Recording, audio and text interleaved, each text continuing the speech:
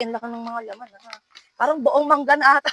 Mga Mars ko, ayan, another dried mango na naman tayo for only 100 pesos. Meron ka ng dalawang pack ng 100 grams. Yes, mga Mars ko, dalawa na agad dyan. So, available pala ang two flavors sa kanila. Isang spicy and isang sweet. Pero itong aking kinuha nga ay puro sweet naman ngayon. So, ngayon, tikman na natin. Bango.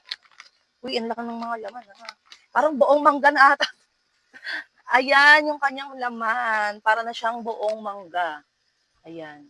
Ang laki. Ayan siya, oh. Parang buong mangga nilagay na dito sa isang pack. Ang lambot. Ang lambot.